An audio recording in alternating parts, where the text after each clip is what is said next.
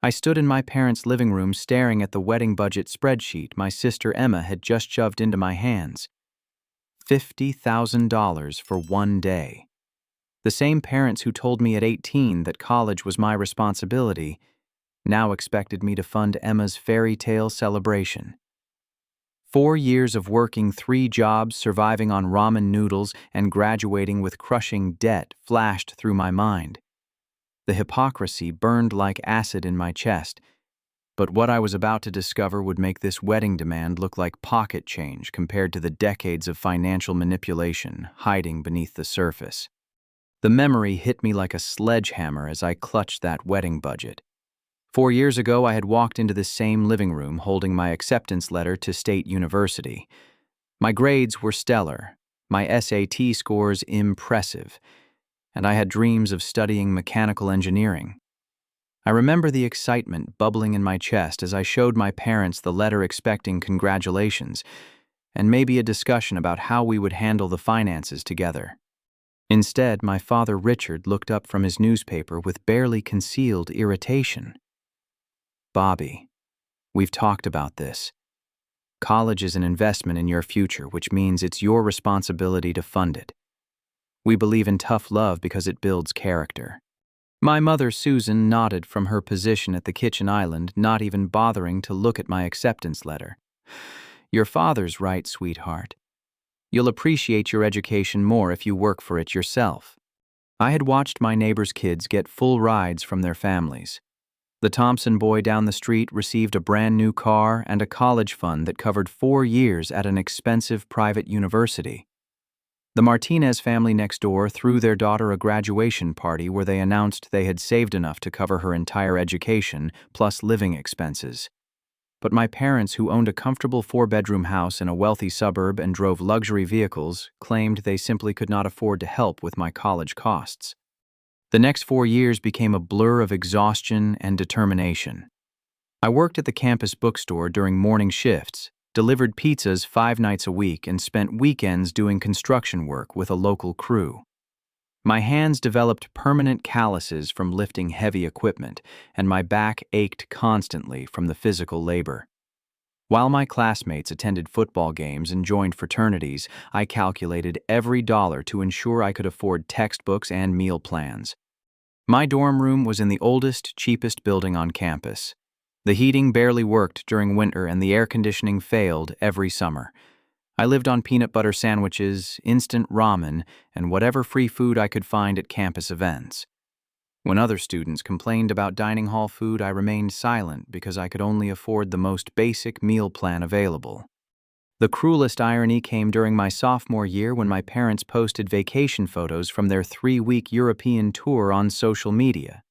I saw images of them dining at expensive restaurants in Paris, touring vineyards in Tuscany, and shopping at luxury boutiques in London. The trip must have cost at least $15,000, yet they had told me they could not spare a single penny for my education. I graduated with $42,000 in student loan debt, a burden that would follow me for years to come. Every month, $637 disappeared from my paycheck to service those loans. While my classmates started their careers with clean financial slates, I began mine already drowning in obligations that would limit my choices for decades. Now standing in their living room again, I faced a new kind of betrayal. Emma had announced her engagement to Jake Morrison, a successful real estate developer who came from old money. Within days, my parents had launched into planning what they called the wedding of the century. Emma's eyes sparkled as she described her vision. "I want everything perfect, Bobby. The ceremony at Meadowbrook Country Club reception for 300 guests, designer dress, live music, flowers everywhere. This is my dream day, and it only happens once." My mother clasped her hands together dramatically. "We've already put down deposits for the venue and catering, but we're short on funds for everything else. We need $25,000 to make Emma's dream come true." My father leaned forward in his leather recliner, fixing me with an expectant stare. "You have a good engineering job now, Bobby. You can afford to help family. This is what family does for each other." Emma's lower lip trembled as she added emotional manipulation to the financial pressure. You're my only brother, Bobby. I've dreamed about this day since I was little. Please don't let me down when I need you most. I felt the familiar weight of family expectations settling on my shoulders like a concrete blanket. But this time, something was different. This time, I had learned to recognize manipulation tactics from my years of financial struggle. As I flipped through the wedding budget pages, one document slipped out and fluttered to the floor. I bent to retrieve what appeared to be a bank statement, but the account number and details made my blood run cold. It was a college savings account in Emma's name opened when she was born, with a current balance of $78,000. The statement showed regular deposits over 24 years, compounding interest, and careful investment management. My parents had been saving for Emma's education since the day she was born, accumulating enough money to cover not just her college costs, but graduate school as well. Yet they had never opened a similar account for me, never saved a single dollar for my education, and never even mentioned the possibility of financial assistance during my years of struggle. The bank statement trembled in my hands as the full scope of their deception became clear. They had not refused to fund my college because they lacked resources or believed in tough love. They had refused because they had never intended to treat their children equally from the very beginning. I confronted my parents immediately, holding the bank statement like evidence in a criminal trial. "What is this? You've had a college fund for Emma since she was born, but you never created one for me." My father's face flushed red as he snatched the paper from my hands. "That's private financial information, Bobby. You had no right to look at our documents. It fell out of the wedding planning papers you gave me." I replied, my voice steady despite the rage building inside my chest. "Why does Emma have a college fund worth $78,000 while I graduated with $42,000 in debt?" My mother began her familiar routine of deflection and emotional manipulation.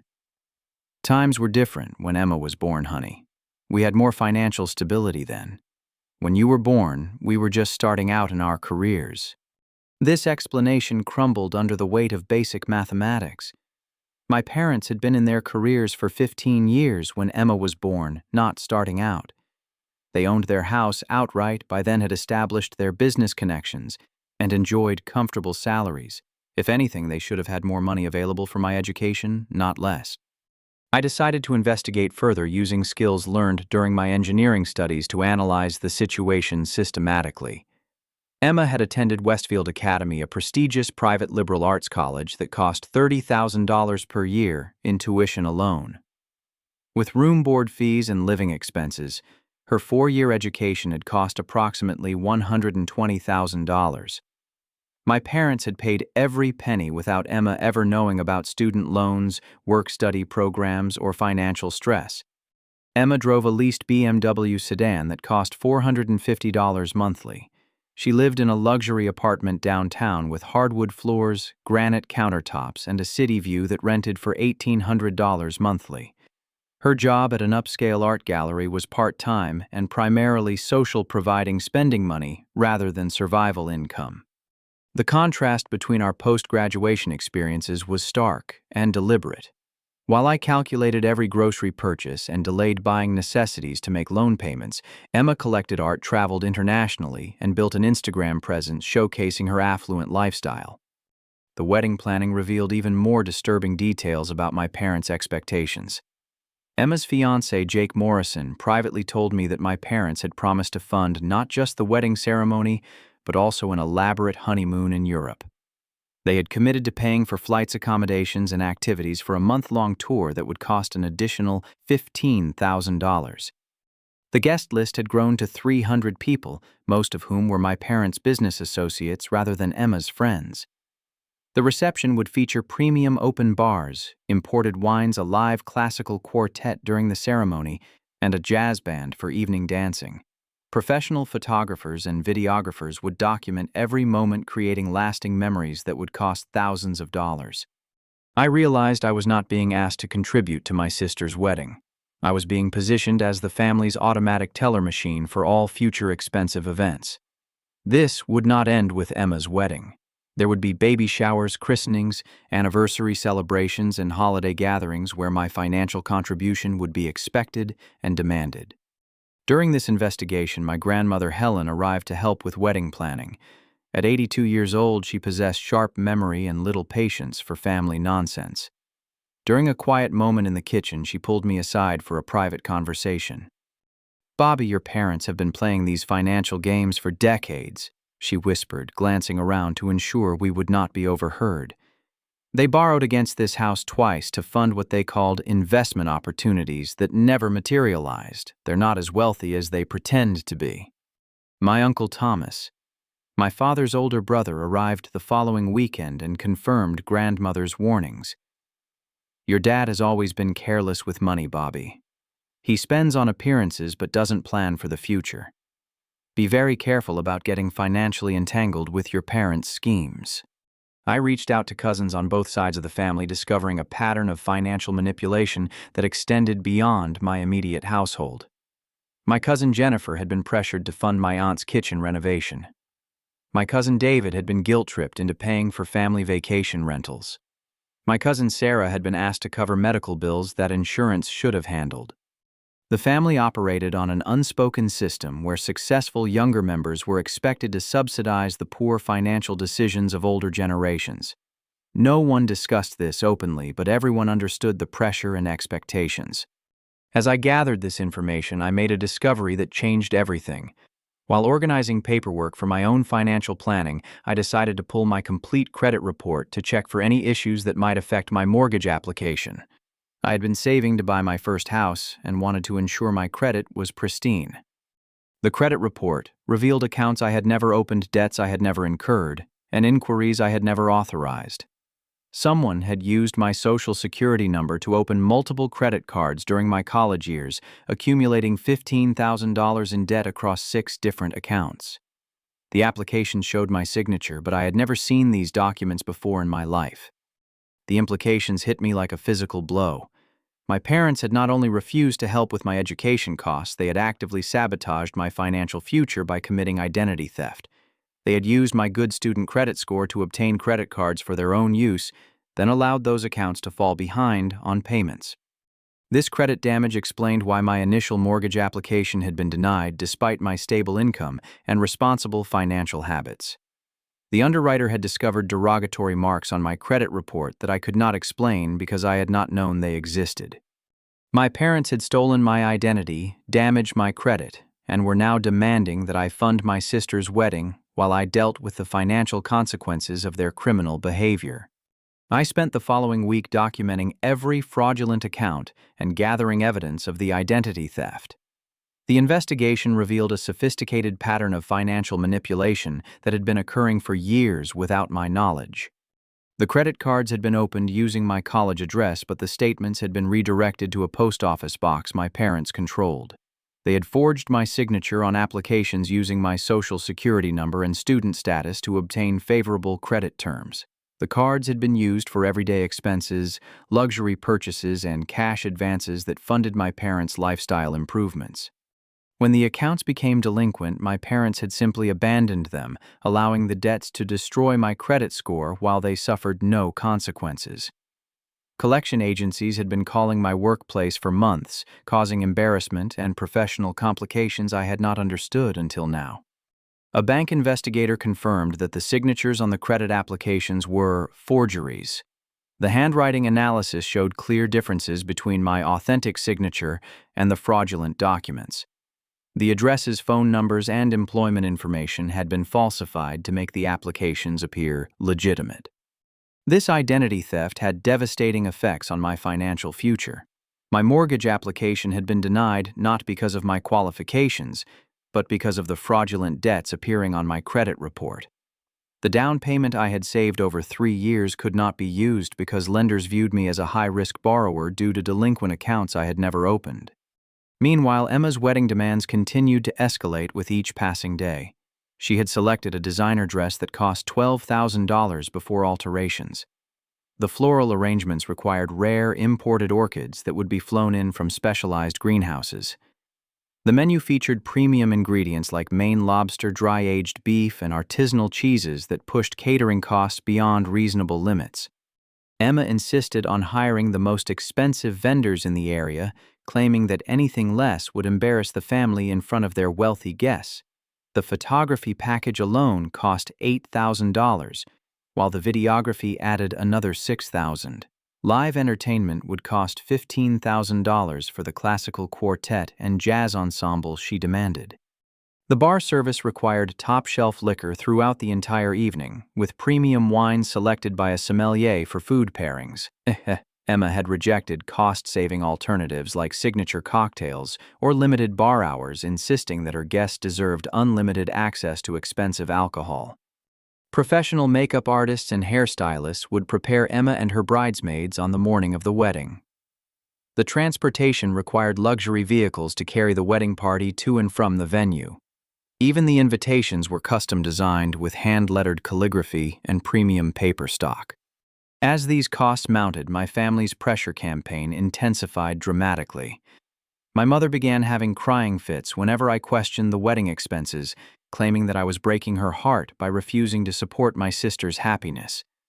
She would lock herself in her bedroom and sob loudly enough for the entire house to hear, emerging only to accuse me of being selfish and cruel. My father took a more aggressive approach, threatening to cut me from his will and to sabotage my professional relationships through his business connections. He reminded me that several of my engineering clients had been referred through his network, implying that my career could suffer if I did not comply with his demands. Emma refused to speak to me unless I agreed to provide the wedding funding. She blocked my phone number, unfriended me on social media, and told extended family members that I was jealous of her happiness and trying to ruin her special day. The extended family received a carefully edited version of the story that portrayed me as a bitter, successful brother who refused to help his struggling sister achieve her dreams. They did not know about my student loan debt, the identity theft, or the college fund that had been provided for Emma but never for me. The stress began affecting my professional performance. Debt collectors called my office multiple times daily, demanding payment for accounts I had never opened. My supervisor questioned why collection agencies were contacting me at work, creating doubts about my financial responsibility and professional judgment. The mortgage denial had been a devastating blow to my long-term planning. I had saved $25,000 for a down payment over 3 years of careful budgeting and financial sacrifice. The money sat unused in my savings account while my credit score remained too damaged to qualify for home loans. I was forced to hire an attorney to help navigate the identity theft claims and credit repair process. The legal fees added another financial burden to my already strained budget, while the timeline for resolution stretched into months or potentially years. As I gathered documentation for the legal case, I made another shocking discovery that revealed the true depth of my family's deception. Emma had not been an innocent victim in this financial manipulation. She had been an active participant in hiding evidence of the credit card fraud.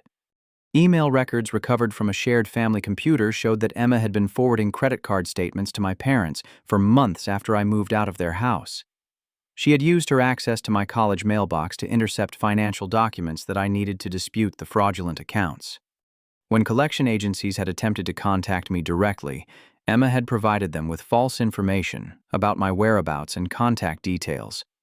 She had deliberately interfered with my ability to resolve the identity theft, prolonging the damage to my credit and protecting my parents from discovery.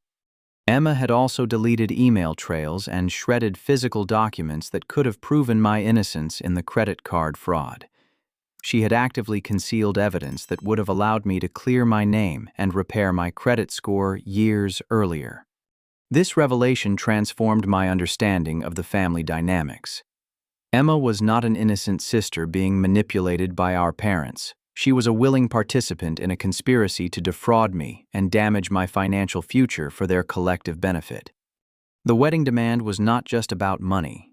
It was a test of whether I would continue to allow myself to be victimized by a family that had been exploiting me financially for years without my knowledge. The discovery of Emma's complicity in the credit fraud marked a turning point in my approach to the family situation. I realized I could not resolve this alone, and began building a network of allies who could help me fight back against years of financial manipulation. My grandmother Helen became my first and most important supporter. During a private conversation in her garden, she revealed information that provided crucial context for my parents' behavior patterns. "Bobby, your parents have been living beyond their means for decades," she explained while tending to her roses. "Your father inherited a substantial amount when his uncle died 15 years ago, but instead of investing it wisely, he spent it on appearances and get-rich-quick schemes that never worked." She opened her purse and pulled out a folder containing financial documents she had been collecting. "Your mother inherited valuable jewelry from my sister when she passed away 5 years ago. The appraisal shows it's worth at least $40,000, but she told everyone in the family that the inheritance was worthless costume jewelry." My Uncle Thomas arrived the following weekend with additional evidence that contradicted my parents' claims of financial hardship. He had been helping my father with tax preparation for years and possessed copies of documents that revealed the true scope of their wealth. "Your dad owns 3 rental properties in the downtown area," Thomas explained as we sat in his truck away from the house. "The monthly rental income from those properties is enough to cover your sister's wedding twice over. He also receives a substantial pension from his 30-year career at the insurance company. The rental properties were worth a combined $600,000 according to recent tax assessments. The rental income generated approximately $4,000 monthly in passive income that my parents had never mentioned during their poverty claims. My uncle also revealed that my father's pension provided $3,000 monthly in guaranteed income for life. Combined with my mother's Social Security benefits and the rental income, my parents had a comfortable retirement income that exceeded many working families' salaries." I reached out to Marcus, my college roommate, who had become a successful attorney specializing in identity theft and financial fraud cases. We met at a coffee shop downtown where I presented all the evidence I had gathered over the past several weeks. Marcus reviewed the credit reports, forged signatures, and email evidence with professional scrutiny. "Bobby, this is a clear case of identity theft with substantial damages. You have grounds for both criminal charges and civil litigation. The forged signatures alone constitute multiple felonies." He offered to represent me pro bono because he understood the personal nature of family financial abuse. "I've seen cases like this before. Parents who steal their children's identities often convince themselves they're entitled to do so because they raised and supported those children. But identity theft is identity theft regardless of the family relationship." Marcus filed identity theft reports with all 3 major credit bureaus and began the process of disputing the fraudulent accounts. He also helped me file a police report documenting the criminal activity which would be necessary for any future prosecution. During this process, I learned more disturbing details about Emma's role in the family's financial deception. Her social media accounts revealed a lifestyle that was completely inconsistent with someone who needed financial assistance for her wedding. Emma's Instagram showed recent shopping trips to expensive boutiques, weekend getaways to luxury resorts, and dining experiences at the most expensive restaurants in the city. She owned designer handbags worth thousands of dollars, wore jewelry that cost more than most people's monthly salaries, and maintained a wardrobe that required significant ongoing investment. More shocking was Emma's secret planning for what she called her Instagram wedding.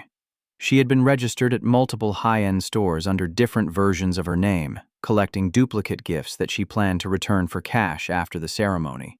She had also been accepting monetary gifts from relatives while telling them that her parents could not afford to help with wedding costs. I discovered that Emma had been spreading rumors about my mental stability and financial irresponsibility to extended family members. She told cousins that I had developed gambling problems and could not be trusted with money. She claimed that my resistance to funding her wedding was evidence of psychological issues that required professional intervention. These lies were designed to isolate me from potential family allies and to preemptively discredit any accusations I might make about the identity theft or financial manipulation. Emma was actively working to protect my parents from consequences while positioning herself as an innocent victim of my alleged instability. The neighbor families who had watched me struggle through college began providing additional perspective on my parents' true financial situation. Mrs. Patterson from next door remembered the expensive home improvements my parents had made during my college years, including a kitchen renovation that cost $40,000 and a landscaping project that added a swimming pool and outdoor entertainment area. Mr. Rodriguez from across the street confirmed that my parents had taken multiple expensive vacations during my college years, not just the European trip I had seen on social media. They had also traveled to Hawaii, visited family in California, and taken cruise vacations that would have cost thousands of dollars each. These neighbors expressed genuine surprise when they learned that my parents had refused to help with my college costs. "We always assumed your parents were helping with your education," Mrs. Patterson explained. "They certainly acted like they had plenty of money for everything else." As I gathered this evidence, Marcus developed a comprehensive legal strategy that addressed both the criminal and civil aspects of the case. The criminal charges would focus on the identity theft and fraud, while the civil lawsuit would seek damages for the harm to my credit, the cost of legal representation, and the financial opportunities I had lost due to their criminal behavior. The evidence was overwhelming. Bank records, credit reports, forged signatures, email trails, and witness testimony created an ironclad case that my parents had committed multiple felonies, while my sister had actively participated in concealing their crimes. But the most shocking discovery was yet to come. While reviewing old family financial documents with my Uncle Thomas, I found evidence that my parents had been secretly wealthy for years, while pretending to struggle financially. Hidden bank statements revealed offshore investment accounts containing hundreds of thousands of dollars in stocks, bonds, and mutual funds. Tax documents showed dividend income and capital gains that my parents had been earning for decades without mentioning to their children. The offshore accounts had been established during the early years of my father's career, when he had received stock options and bonuses that he had never discussed with the family. These investments had grown substantially over time, providing my parents with financial security that made their claims of poverty completely fraudulent. Marcus discovered that this wealth accumulation was part of a deliberate strategy to test their children's loyalty and devotion.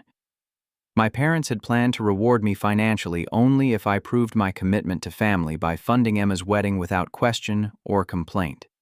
This test was designed to determine whether I would prioritize family harmony over my own financial well-being. If I had agreed to fund the wedding despite my student loan debt and damaged credit, my parents would have eventually revealed their true wealth and rewarded me with inheritance opportunities. But my resistance to their demands had marked me as selfish and disloyal in their minds, justifying their decision to continue hiding their wealth while punishing me financially for my lack of compliance. The twisted psychology behind this manipulation was breathtaking. My parents had stolen my identity, damaged my credit, and demanded financial sacrifices from me as a test of my character, all while possessing more than enough wealth to solve every financial problem they had created. Armed with overwhelming evidence and strong legal representation, I decided to confront my family publicly at Emma's engagement party. The event was being held at Meadowbrook Country Club, the same venue where the wedding would take place, with 200 guests, including extended family friends, and my parents' business associates. I arrived at the party with Marcus, both of us carrying briefcases containing copies of all the evidence we had gathered. We had prepared a complete presentation that would expose the financial fraud, identity theft, and years of family manipulation in front of witnesses who could not be intimidated or controlled by my parents. The engagement party was exactly the kind of excessive display I had come to expect from my family's recent behavior. Ice sculptures decorated the entrance, while servers circulated with premium champagne and gourmet appetizers. Emma wore a designer dress that cost more than most people's monthly salaries, and her engagement ring featured a diamond so large it seemed almost cartoonish. My parents mingled with guests, accepting congratulations for their daughter's engagement and their successful parenting. They introduced Emma's fiancé, Jake Morrison, as the son we never had, while making pointed comments about their other child who was going through a difficult phase, but would come around eventually. I waited until the formal speeches began before requesting the microphone for what I announced as a special presentation about our family's financial history. The crowd assumed I was about to offer touching words about my sister's happiness or gratitude for my parents' support throughout the years. Instead, I calmly presented evidence of the identity theft that had been committed against me. I showed copies of forged credit applications, bank statements revealing my parents' hidden wealth, and documentation of Emma's participation in concealing evidence of criminal activity. Ladies and gentlemen, I need to share some important information about the family you're celebrating tonight. I began, my voice steady despite my racing heartbeat. For the past 6 years, my parents have been using my stolen identity to obtain credit cards while simultaneously maintaining offshore investment accounts worth hundreds of thousands of dollars. The crowd's reaction was immediate and dramatic. Conversations stopped mid-sentence as guests tried to process what they were hearing. My parents' faces turned white as they realized their carefully constructed facade was crumbling in front of their most important social and business connections. I presented copies of the forged signatures showing clear differences between my actual handwriting and the fraudulent credit applications. I explained how the identity theft had damaged my credit score and prevented me from qualifying for a mortgage despite years of responsible financial behavior. Marcus took the microphone to provide legal context for the evidence, explaining that identity theft between family members was still a serious crime with substantial penalties. He detailed the criminal charges that had been filed and the civil lawsuit that was proceeding through the court system. Emma's reaction was explosive and revealed her true character to everyone present.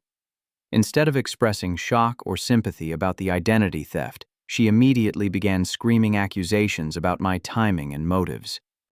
"You're ruining my engagement party," she shrieked, her carefully applied makeup running as tears of rage streamed down her face. "This is my special day and you're making it all about yourself. You're jealous because I'm happy and successful." Her outburst continued as she accused me of fabricating evidence and lying about our parents' financial situation. But her words contradicted the documentation that guests could examine for themselves, making her appear desperate and dishonest rather than sympathetic. Jake Morrison, who had been standing beside Emma during my presentation, stepped away from her as the full scope of the family's deception became clear. His expression showed genuine shock and concern as he processed the implications of marrying into a family that had committed financial crimes. "Emma, did you know about this?" he asked quietly, his voice carrying clearly through the suddenly silent room. Emma's response sealed her fate. Instead of denying knowledge or expressing horror at her parents' behavior, she admitted her participation while trying to justify it as family loyalty. "I was protecting our family," she declared defiantly. "Bobby was being selfish and ungrateful, so I did what needed to be done to keep our family together. Sometimes you have to make sacrifices for the people you love." This admission shocked even the guests who had been sympathetic to Emma moments earlier. She had just confessed to actively participating in identity theft and fraud, while portraying herself as a victim of my alleged selfishness. My parents attempted damage control through their familiar tactics of emotional manipulation and deflection. My father tried to frame me as mentally unstable and vindictive, claiming that I had fabricated evidence to seek revenge for imagined slights. My mother collapsed dramatically in a chair, clutching her chest and claiming that the stress was triggering heart problems. She gasped for breath while accusing me of trying to kill her with my cruel accusations and public humiliation. But their performance fell flat because the evidence spoke for itself. Bank statements, credit reports, and legal documents could not be explained away through emotional theatrics or character assassination. The extended family members who had been fed distorted versions of our conflicts now heard the complete truth for the first time. My grandmother Helen stood up to publicly support my position, confirming that she had been documenting my parents' financial manipulation for years. My uncle Thomas provided additional testimony about the rental properties and hidden wealth that contradicted my parents' claims of financial hardship. Cousins began sharing their own experiences with family financial pressure, creating a pattern of manipulation that extended beyond my immediate situation. The business associates and family friends who had been my parents' most important audience expressed shock and disappointment at the revealed behavior. Several guests mentioned that they would need to reconsider their professional relationships with my father given the integrity concerns raised by his criminal activity. But the most devastating blow came from Jake Morrison himself. As Emma continued her emotional outburst and my parents maintained their denials, Jake requested the microphone for his own announcement. "Ladies and gentlemen, I need to share something that puts this situation in additional context." Jake began, his voice calm but serious. "For the past 3 months, I've been conducting my own investigation into Emma's family finances as part of our prenuptial agreement preparation." The room fell completely silent as Jake revealed information that even I had not discovered during my investigation. "I hired a private investigator to verify the financial information Emma's family provided for our marriage planning. What we found was a pattern of financial deception that extends far beyond what Bobby has revealed tonight." Jake's investigation had uncovered additional offshore accounts, real estate investments, and business partnerships that my parents had hidden from everyone, including their own children. The total value of their concealed assets exceeded $1 million, making their claims of poverty completely absurd. More damning was Jake's discovery that Emma had been lying to him about her own financial situation. She had debts he knew nothing about, spending habits that far exceeded her declared income, and a history of financial irresponsibility that she had concealed during their relationship. After learning about tonight's revelations and reviewing all the evidence my investigator gathered, I cannot in good conscience proceed with this engagement," Jake announced to the stunned crowd. He removed Emma's engagement ring and placed it on the nearest table before walking out of the party, leaving behind a woman whose fairy tale life had just crumbled in front of 200 witnesses. The engagement party dissolved into chaos as guests struggled to process everything they had witnessed. Some left immediately unwilling to be associated with the scandal that was unfolding. Others stayed to express support for my courage in exposing the truth, while a few attempted to comfort my parents and Emma in their moment of public humiliation. But the damage had been done. The carefully constructed facade of family harmony and financial respectability had been permanently shattered, and there would be no returning to the previous dynamics of manipulation and control. The aftermath of the engagement party confrontation unfolded rapidly as legal, financial, and social consequences began affecting every member of my family. The public exposure had created accountability that could not be ignored or manipulated away through emotional pressure. Marcus moved quickly to formalize the criminal charges against my parents. The district attorney's office accepted the case based on the overwhelming evidence of identity theft, fraud, and financial crimes that crossed state lines due to the offshore investment accounts. The forged signatures alone constituted 6 separate felony counts, while the credit card fraud added additional charges. The civil lawsuit proceeded simultaneously, seeking full restitution for the damages to my credit, the cost of legal representation, lost financial opportunities, and punitive damages for the deliberate nature of their crimes. Marcus calculated that the total damages exceeded $75,000 when accounting for the higher interest rates I had paid, the mortgage opportunities I had lost, and the professional costs of repairing my credit. My parents hired their own attorney, but their legal position was hopeless given the documentary evidence and witness testimony we had assembled.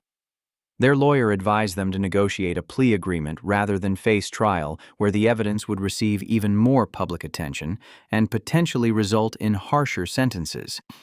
The credit bureaus responded quickly to our formal dispute process, removing the fraudulent accounts from my credit report within 60 days. My credit score improved by over 200 points once the derogatory marks were eliminated, finally reflecting my actual financial responsibility and payment history. With my restored credit, I was pre-approved for a mortgage within weeks of the credit repair completion. The down payment I had saved over 3 years could finally be used to purchase my first home, a milestone that had been delayed by my parents' criminal activity but was now within reach. Emma faced her own reckoning as the social and financial consequences of her actions became apparent. Jake Morrison's public termination of their engagement had created gossip throughout their social circle that destroyed Emma's carefully cultivated reputation as a successful, sophisticated woman. The expensive wedding deposits could not be recovered because the vendors' contracts included clauses about cancellation due to fraud or criminal activity. Emma lost nearly $15,000 in non-refundable payments for services that would never be provided. Her part-time job at the art gallery ended when her employer learned about her participation in identity theft and fraud. The gallery's wealthy clientele demanded staff members with impeccable integrity, and Emma's criminal activity made her a liability for a business built on trust and reputation. Emma's luxury apartment lease required a co-signer due to her limited income, and my parents had signed the lease agreement. With their own financial problems mounting, they could no longer afford to subsidize her expensive lifestyle, forcing Emma to find more affordable housing that matched her actual earning capacity. The BMW lease was returned early with substantial financial penalties, leaving Emma without reliable transportation and forcing her to depend on public transit for the first time in her adult life. The designer wardrobe, expensive jewelry, and luxury accessories that had defined her image became symbols of a lifestyle she could no longer maintain. My parents faced the most severe consequences as their financial house of cards collapsed under legal and social pressure. My father was forced into early retirement when his employer learned about the criminal charges and decided that his presence created liability concerns for their business reputation. The insurance industry relies heavily on trust and integrity, making criminal financial behavior incompatible with continued employment. My father's pension benefits were reduced due to his early retirement, cutting their guaranteed income by nearly 30%. My mother was asked to resign from all her charity board positions when other members learned about her participation in identity theft and financial fraud. The charitable organizations could not risk their reputations being damaged by association with criminal activity, regardless of the personal relationships involved. Their social circle began distancing themselves from my parents as news of the criminal charges spread through their community. The country club revoked their membership due to integrity violations, cutting them off from their primary social and business networking environment. The financial pressure forced my parents to begin liquidating assets to pay for legal fees, restitution, and court-ordered penalties. The rental properties had to be sold below market value due to their urgent need for cash, reducing their passive income stream while generating funds to satisfy their legal obligations. The offshore investment accounts were discovered by federal investigators who found that my parents had been underreporting income and evading taxes on their investment gains for years.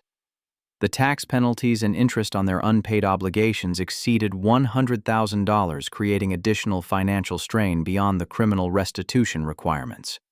My grandmother Helen revealed that she had been documenting my parents' financial behavior because she had suspected criminal activity for years. Her detailed records provided additional evidence for the prosecution and helped establish the pattern of deception that had characterized my parents' financial management. Uncle Thomas testified about the rental properties and hidden income streams, providing independent verification of my parents' true wealth. His cooperation with the investigation helped establish that their claims of poverty had been deliberately fraudulent rather than simply mistaken. The local newspaper published a story about the identity theft case that brought additional public attention to my family's situation. The article focused on the growing problem of family financial abuse and used my case as an example of how identity theft between relatives often goes undetected for years. My cousins and other extended family members began sharing their own experiences with my parents' financial manipulation tactics. These additional testimonies helped prosecutors understand the full scope of the criminal pattern and provided context for the systematic nature of the financial abuse. The church congregation where my parents had been active members learned about the criminal charges through the newspaper coverage and community gossip. The pastor was forced to remove my parents from leadership positions due to the integrity requirements for church officers. My parents' former friends expressed shock and disappointment at learning the truth about their financial behavior. Many of these friendships had been built around shared activities at the country club and charitable organizations that were no longer accessible due to the criminal charges. The legal resolution came 9 months after I first confronted my parents about the identity theft. They pleaded guilty to multiple felony charges in exchange for reduced sentences that included community service financial restitution and mandatory counseling for financial ethics violations. The restitution order required my parents to pay me $87,000 to cover all documented damages, legal costs, and punitive damages for their deliberate criminal behavior. The payment was secured by liens against their remaining assets to ensure compliance. Emma was charged as an accessory to the identity theft due to her active participation in concealing evidence and interfering with my attempts to resolve the fraudulent accounts. She received probation and community service, but avoided jail time in exchange for her cooperation with the investigation. The criminal convictions remained on their permanent records, affecting their ability to obtain credit-secure employment and participate in professional or civic activities that required background checks. The consequences would follow them for the rest of their lives. But perhaps the most significant outcome was the transformation in our family relationships. The exposure of the financial manipulation and criminal behavior had forced everyone to confront the toxic dynamics that had been hidden beneath a facade of middle-class respectability. The truth had been painful, but it had also created an opportunity for genuine accountability and change that would not have been possible without the crisis forcing everyone to face reality. The year following the legal resolution brought profound changes to every aspect of my life and family relationships. The justice system had provided legal closure, but the real healing required addressing the deeper emotional and psychological damage that had been caused by years of manipulation and betrayal. My parents served their court-ordered community service at a nonprofit organization that helped families struggling with financial literacy and debt management. The irony of their assignment was not lost on anyone involved, but the experience forced them to confront the real-world consequences of financial irresponsibility and criminal behavior. The mandatory financial ethics counseling proved more transformative than anyone had expected. The counselor helped my parents understand how their competitive spending habits and need for social status had led them to make increasingly destructive decisions that ultimately harmed their own children. My father began acknowledging the systematic favoritism he had shown toward Emma and the deliberate obstacles he had created for my success. During a family therapy session, he admitted that he had been testing my loyalty through financial manipulation, believing that making me struggle would somehow make me stronger and more grateful for eventual family support. My mother finally recognized how her emotional manipulation tactics had enabled and encouraged my father's criminal behavior, while creating a family environment where truth-telling was discouraged and loyalty was measured through financial sacrifice rather than mutual respect. The therapy sessions were often difficult and emotionally charged, but they provided a structured environment for addressing decades of dysfunction and establishing healthier communication patterns. The counselor insisted that genuine reconciliation required complete honesty and accountability, rather than the superficial apologies and promises that had characterized previous family conflicts. Emma's transformation was perhaps the most dramatic of all. Losing her engagement, her job, her apartment, and her social status had forced her to confront the shallow values and entitled attitudes that had guided her adult life. For the first time, she was required to support herself entirely through her own efforts. She found work as a server at a casual restaurant, earning money through tips and hourly wages that required real effort and customer service skills. The experience taught her appreciation for working people that she had never developed during her privileged upbringing and art gallery employment. Emma also entered individual therapy to address her role in the family's financial crimes and to understand how her privileged status had been maintained through harm to her brother. She began making personal restitution payments to me, beyond what the court had required, acknowledging that financial compensation alone could not repair the relationship damage. During one particularly meaningful conversation, Emma apologized for her participation in the identity theft and credit fraud. "Bobby, I convinced myself that I was protecting our family, but I was really just protecting my comfortable lifestyle at your expense. I'm sorry for the years of financial stress I helped cause." This acknowledgement meant more to me than any financial restitution, because it represented genuine understanding of how her choices had affected my life and opportunities. The entitled, manipulative sister who had demanded wedding funding was being replaced by a young woman who was finally learning accountability and empathy. My own healing process involved learning to trust my instincts about family relationships and establishing clear boundaries that protected my financial and emotional well-being. The therapy helped me understand that my parents' testing and manipulation had been designed to maintain control rather than to help me develop strength or character. I purchased my dream home 6 months after my credit was restored, using the down payment I had saved plus the restitution money to buy a comfortable 3-bedroom house in a quiet neighborhood. The mortgage payments were easily manageable with my restored credit score, and the stability of home ownership provided emotional security that had been missing during years of financial uncertainty. My career flourished once the stress and distraction of the family financial drama was resolved. Without debt collection calls interrupting my workday and credit problems affecting my professional reputation, I was able to focus entirely on engineering projects and advance within my company more rapidly than I had thought possible. I used part of the restitution money to establish a scholarship fund for students facing similar financial challenges to what I had experienced during college. The fund provides emergency assistance for textbooks, meal plans, and other educational expenses to help capable students stay in school when family financial support is unavailable. The scholarship program became personally rewarding work that allowed me to transform my negative experience into positive support for other young people. I spoke at high school career counseling sessions about the importance of financial independence and the warning signs of family financial manipulation. These speaking engagements connected me with other adults who had experienced similar family financial abuse, creating a support network of people who understood the complex emotions involved in loving family members while protecting yourself from their harmful behavior. My relationship with extended family members strengthened significantly once the truth about the financial manipulation was exposed. My grandmother Helen became one of my closest confidants, sharing stories about family history that helped me understand the generational patterns that had contributed to my parents' behavior.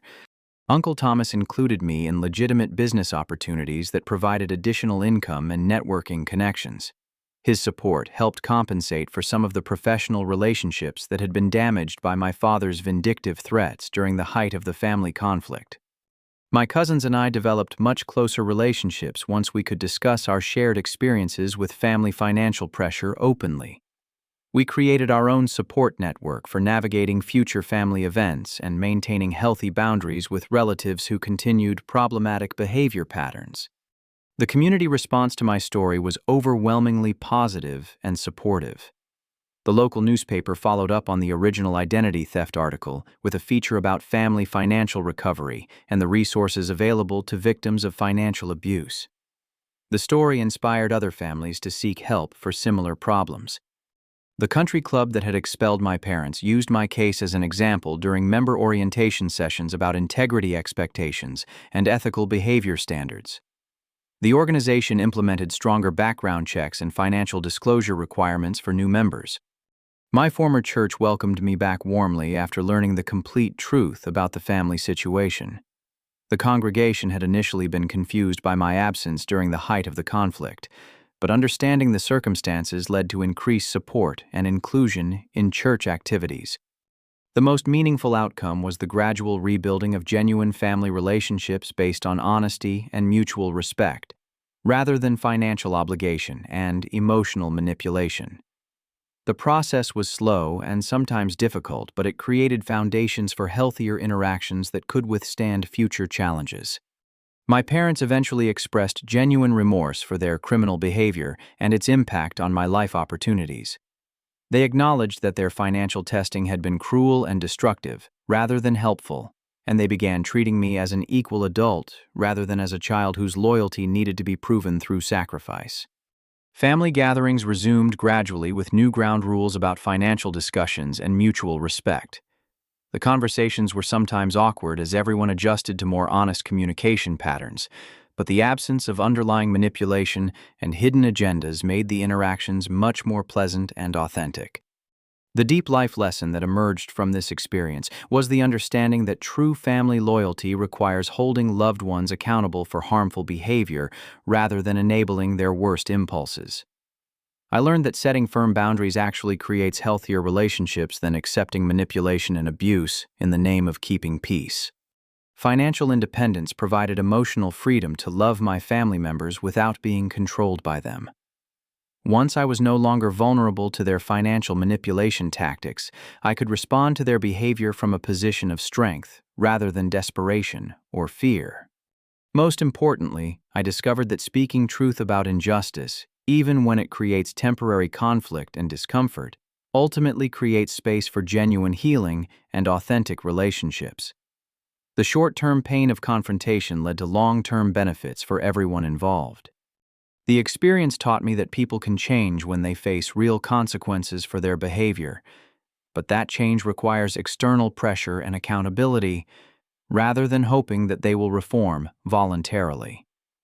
My parents' transformation began only after their criminal behavior was exposed and they faced legal consequences that could not be avoided or manipulated. I also learned to recognize the difference between people who make mistakes and people who engage in patterns of deliberate harm. Mistakes deserve forgiveness and second chances. But systematic manipulation and criminal behavior require firm boundaries and professional intervention to address safely. The scholarship fund continues to grow and help students who face financial challenges in pursuing their education. Each recipient represents a victory over the kind of family financial manipulation that I experienced, creating positive outcomes from the pain that my family's dysfunction had caused. Looking back on the entire experience, I feel grateful that the truth was finally exposed before more damage could be done. The identity theft could have continued for years if I had not discovered the bank statements by accident. Emma's wedding would have been only the beginning of a lifetime of financial manipulation and control. The courage to confront my family's criminal behavior and hold them accountable ultimately saved all of our relationships by forcing everyone to deal with reality instead of maintaining harmful illusions. The process was difficult, but it created possibilities for genuine love and respect that had not existed during the years of manipulation and deception. As I finish sharing this story, I want to ask you a question that might help you reflect on your own family relationships. Have you ever felt pressured to prove your loyalty to family members through financial sacrifice or other forms of harmful compliance? Sometimes the people who claim to love us most are the ones who ask us to accept treatment that no stranger would be allowed to provide. I hope my experience encourages you to trust your instincts when something feels wrong in family financial dynamics, even when everyone around you insists that you should accept the situation for the sake of family harmony. True family harmony comes from mutual respect and healthy boundaries, not from one person sacrificing their well-being for everyone else's comfort. If this story resonated with your own experiences or helped you think differently about family relationships and financial boundaries, please share it with others who might benefit from hearing about family financial abuse and recovery. Like this video if it provided value to you, subscribe for more stories about overcoming family dysfunction, and leave a comment sharing your thoughts about setting healthy boundaries with manipulative family members. Thank you for listening to my story and for supporting content that addresses real-life challenges that many families face but rarely discuss openly. I wish you the courage to protect your own well-being while maintaining love and compassion for the people in your life who sometimes struggle to treat you with the respect you deserve. Remember that you deserve relationships based on mutual respect and genuine care, not manipulation and control disguised as family loyalty. Trust yourself, set boundaries, and never apologize for protecting your own financial and emotional health from people who claim to love you while deliberately causing you harm.